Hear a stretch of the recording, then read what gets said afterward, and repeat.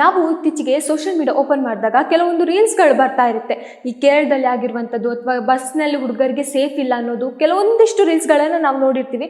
ಇದು ಫನ್ನಿ ವೇಲೆ ಹೋಗ್ತಾ ಇರ್ತದೆ, ಬಟ್ ಅದರ ಹಿಂದೆ ಇರುವಂತಹ ಘಟನೆ ಬೇರೆ ಇದೆ. ನಾವು ರೀಲ್ಸ್ ಓಪನ್ ಮಾಡಿದಾಗ ನೋಡ್ತಿರ್ತೀವಿ, ಇದೇನು ಯಾಕೆ ಈ ಥರ ರೀಲ್ಸ್ ಮಾಡ್ತಿದ್ದಾರೆ, ಮಹಿಳೆಯರಿಗೆ ಏನಾದರೂ ಅವಮಾನ ಮಾಡ್ತಿದ್ದಾರಾ, ಈ ಥರ ಅಂದರೆ ಕೇರಳದಲ್ಲಿರೋ ಮಹಿಳೆಯರ ಜೊತೆ ಸೇಫ್ ಆಗಿರಬೇಕು, ಬಸ್ಸಿನಲ್ಲಿ ಹುಡುಗರು ಜಾಗೃತರಾಗಿರಬೇಕು ಅನ್ನೋ ಕೆಲವೊಂದಿಷ್ಟು ರೀಲ್ಸ್ಗಳು ಹೋಗ್ತಾ ಇತ್ತು. ಅದನ್ನು ನೋಡಿದಾಗ ಅಂದ್ಕೊಳ್ಳೋದು, ಇದ್ಯಾಕೆ ಈ ಥರ ರೀಲ್ಸ್ ಮಾಡ್ತಿದ್ದಾರೆ, ಏನಾಗಿರ್ಬೋದು, ಇದರ ಹಿಂದೆ ಏನಾಗಿದೆ ಅಂತ ಹುಟ್ಟಿದಾಗ ಒಂದು ದೊಡ್ಡ ಘಟನೆ ಸಿಗುತ್ತೆ.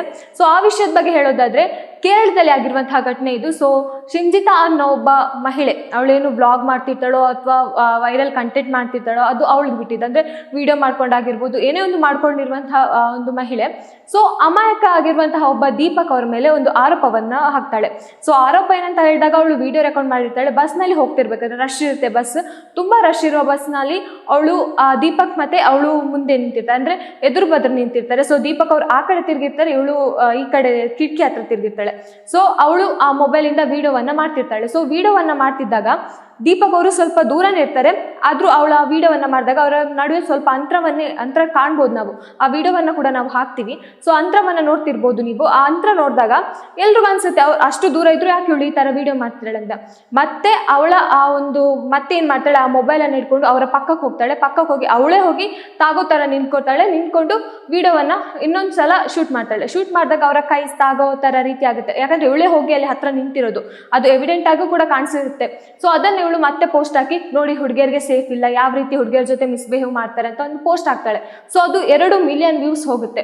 ಸೊ ಆ ವ್ಯೂಸಿಂದ ಏನಾಗುತ್ತೆ, ಆ ಯುವಕ ಅಂದರೆ ಅವ್ರು ಯಾರು ದೀಪಕ್ ಅಂತಿದ್ದಾರೆ ಅವ್ರಿಗೆ ಅಪ್ಸೆಟ್ ಆಗುತ್ತೆ ಸ್ವಲ್ಪ. ಅಂದರೆ ಏನಾಗುತ್ತೆ, ಆ ಒಂದು ಮಾನಸಿಕ ಥರ ಕುಗ್ಗಿ ಹೋಗ್ತಾರೆ. ಆದರೆ ಅವಳು ಆ ಥರ ಪೋಸ್ಟ್ ಹಾಕಿದ್ಮೇಲೆ ಕೆಲವೊಬ್ರು ಕಮೆಂಟ್ ಮೂಲಕ ಹಾಕ್ತಾಳೆ, ಅಂದರೆ ಅವ್ರದ್ದೇನು ತಪ್ಪಿಲ್ಲ, ನೀವೇ ಅವ್ರ ಹತ್ರ ಹೋಗಿದ್ದು, ಅವ್ರು ಅಷ್ಟು ಎವಿಡೆಂಟ್ ಆಗಿ ಕಾಣಿಸ್ತಿದೆ, ಅವ್ರದ್ದೇನು ತಪ್ಪಿಲ್ಲ ಅನ್ನೋದು ಕೆಲವೊಂದು ಕಮೆಂಟ್ಗಳು ಬರುತ್ತೆ. ಆದರೆ ಅವಳು ಹಾಕಿರೋ ರೀತಿಗೆ, ಅಂದರೆ ಅವಳು ಹಾಕಿರೋ ಆ ವಿಡಿಯೋಕ್ಕೆ ಸಿಕ್ಕಾಪಟ್ಟೆ ವ್ಯೂಸ್ ಆಗುತ್ತೆ, ಸಿಕ್ಕಾಪಟ್ಟೆ ಅಂದರೆ ಶೇರ್ ಕೂಡ ಆಗುತ್ತೆ, ಅಥವಾ ವ್ಯೂಸ್ 2 ಮಿಲಿಯನ್ ಹೋಗುತ್ತೆ. ಆಮೇಲೆ ಆ ಒಂದು ವಿಡಿಯೋ ವೈರಲ್ ಆದ ತಕ್ಷಣ ದೀಪಕ್ ಅವರು ಸೂಸೈಡ್ ಮಾಡ್ಕೋತಾರೆ. ಸೊ ಇಲ್ಲಿ ದೀಪಕ್ ಅವರ ಸಾವಿಗೆ ಕಾರಣ ಯಾರು ಹಾಗಾದರೆ? ಇಲ್ಲಿ ಮತ್ತೆ ಪೊಲೀಸ್ ಅವ್ರು ತನಿಖೆ ನಡೆಸಿದಾಗ ಅಥವಾ ಎಲ್ಲ ಒಂದು ಗುಪ್ತಾಚಾರವನ್ನು ನೋಡಿದಾಗ ಅಲ್ಲಿ ಗೊತ್ತಾಗುತ್ತೆ ದೀಪಕ್ ಅವ್ರದ್ದು ಏನು ತಪ್ಪಿಲ್ಲ.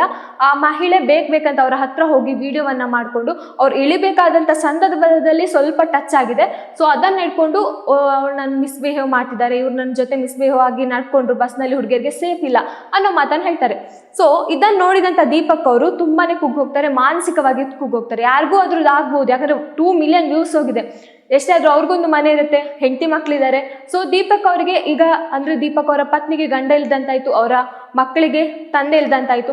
ಇದೆಲ್ಲ ಈ ಒಂದು ಕೊರಗನ್ನ ಯಾರು ನಿಭಾಯಿಸ್ತಾರೆ? ಈಗ ಆ ವಿಡಿಯೋ ಮಾಡಿರೋಂಥ ಮಹಿಳೆ ಅವಳದೇ ಏನಾದರೂ ಸರಿಯಾಗಿದೆ ಅಥವಾ ಆ ದೀಪಕ್ ಅವ್ರದ್ದೇ ತಪ್ಪಾಗಿದ್ರೆ ಅವಳು ವಿಡಿಯೋನ ಯಾಕೆ ಡಿಲೀಟ್ ಮಾಡಬೇಕಿತ್ತು?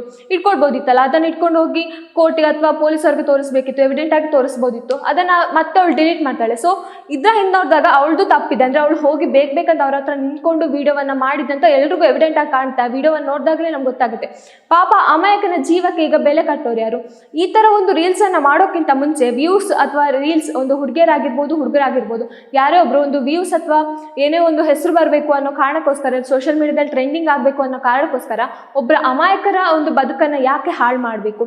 ಇದು ಸಾಕಷ್ಟು ನಡೀತಾನೆ ಬರ್ತಾ ಇದೆ. ಈಗ ರೀಲ್ಸ್ ಮಾಡೋದ್ರ ಹುಚ್ಚಾಟದಿಂದ ಏನಾಗ್ತಿದೆ ಅಂದರೆ, ಇನ್ನೊಬ್ಬರ ಬಗ್ಗೆ ಯೋಚನೆ ಮಾಡಲ್ಲ, ನಮಗೆ ವ್ಯೂಸ್ ಬೇಕು, ನಮಗೆ ಹೆಚ್ಚು ಪ್ರಶಂಸೆ ಬೇಕು, ನಾವು ಹೆಚ್ಚು ಕಾಣಿಸ್ಕೊಳ್ಬೇಕು ಅನ್ನೋ. ಈಗ ವೈರಲ್ ಆದವರೇ ಸಿಕ್ಕಾಪಟ್ಟೆ ಟ್ರೆಂಡಿಂಗ್ ಆಗೋದಲ್ಲ, ಈಗ ವೈರಲ್ ಆದವ್ರನ್ನೇ ಸಿಕ್ಕಾಪಟ್ಟೆ ಒಂದು ದೊಡ್ಡ ಸ್ಟೇಜ್ಗೆಲ್ಲ ಕರಿತಾ ಇರ್ತಾರೆ.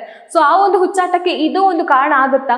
ಯಾಕಂದ್ರೆ ಈ ತರ ಒಂದು ರೀಲ್ಸ್ ಮಾಡಿದಾಗ ಒಬ್ಬರ ಅಮಾಯಕರ ಜೀವದ ಬಗ್ಗೆ ನಾವು ಪ್ರಶ್ನೆ ಮಾಡಬೇಕಾಗುತ್ತೆ, ಅವರ ಜೀವದ ಬಗ್ಗೆ ನಾವು ಗಮನಿಸಬೇಕಾಗುತ್ತೆ. ಯಾಕಂದ್ರೆ ನಮ್ಮ ಹುಚ್ಚಾಟದಿಂದ ಇನ್ನೊಬ್ಬರ ಹುಚ್ಚಾಟ ಅಂದ್ರೆ ನಮ್ಮ ಹುಚ್ಚಾಟದಿಂದ ಇನ್ನೊಬ್ಬರ ಜೀವ ಹೋಗುವಂತ ಪರಿಸ್ಥಿತಿ ಯಾವತ್ತೂ ಕೂಡ ನಾವು ಮಾಡ್ಕೋಬಾರ್ದು.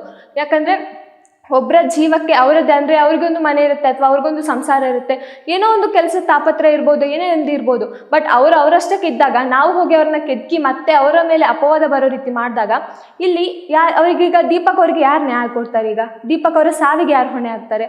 ಈ ಹೆಣ್ಮಕ್ಳಿಗೆ ಏನಾಗಿದೆ ಅಂದರೆ, ಹೆಣ್ಮಕ್ಳ ಬಗ್ಗೆ ಸೇಫ್ ಇದೆ, ಹೆಣ್ಮಕ್ಳಿಗೆ ಜಾಗೃತಿ ಇದೆ, ಹೆಣ್ಮಕ್ಳು ರೈಟ್ಸ್ ಇದೆ, ಅಂದರೆ ಎಲ್ಲ ಕಡೆ ಹೋಗಿ ಮಾತಾಡೋ ರೈಟ್ಸ್ ಇದೆ, ಎಲ್ಲದಕ್ಕೂ ಹೆಣ್ಮಕ್ಳಿಗೆ ಸಪೋರ್ಟ್ ಮಾಡುವಂಥ ಕಾನೂನು ಇದ್ದಾಗ ಈ ಹೆಣ್ಮಕ್ಳು ಈ ಥರ ಮಾಡಿದಾಗ ಇಲ್ಲಿ ಮತ್ತೆ ಹೆಣ್ಮಕ್ಳನ್ನ ನಂಬೋರು ಹೋಗುವಂಥ ಪರಿಸ್ಥಿತಿ ಯಾವಾಗ ಬರುತ್ತೆ? ಈಗ ಹೆಣ್ಮಕ್ಳು ಈ ಥರ ಮಾಡ್ಕೊಂಡು ಹೋದಾಗ ಎಷ್ಟೋ ಜನಕ್ಕೆ, ಈಗ ಹುಡುಗರಿಗೆ ಆಗಿರ್ಬೋದು, ಹುಡುಗಿರಿಗೆ ಏನೋ ಒಂದು ಕಾನೂನು ಇರುತ್ತೆ, ಹುಡುಗಿರು ಏನು ಮಾಡಿದ್ರು ಅದು ಸರಿ ಆಗುತ್ತೆ, ಹುಡುಗಿರ್ದು ಒಂದು ಸ್ಟೇಟ್ಮೆಂಟ್ ಸಾಕು ಹುಡುಗರ ಲೈಫೇ ಹಾಳಾಗುತ್ತೆ ಅನ್ನೋ ರೀತಿಯಲ್ಲಿ ಈ ಥರ ಒಂದು ಕಾನೂನಿದೆ. ಅಂಥ ಒಂದು ಕಾನೂನನ್ನು ಈ ಥರ ದುರುಪಯೋಗ ಮಾಡ್ಕೊಳ್ಳೋದು ಎಷ್ಟು ಸರಿ? ಹುಡುಗಿರು ಇದು ಹುಡುಗಿಯರಿಗೆ ಒಂದು ಕಪ್ಪು ಚುಕ್ಕಿಯಾಗಿ ಹೋಗುತ್ತೆ. ಇಂಥ ಒಂದು ಕೆಲಸ ಮಾಡಿದ್ರೆ ಒಂದು ಅಮಾಯಕನ ಜೀವ ಹೋಗುತ್ತೆ ಅಥವಾ ಅವನ ಒಂದು ಸಂಸಾರ ಹೋಗುತ್ತೆ.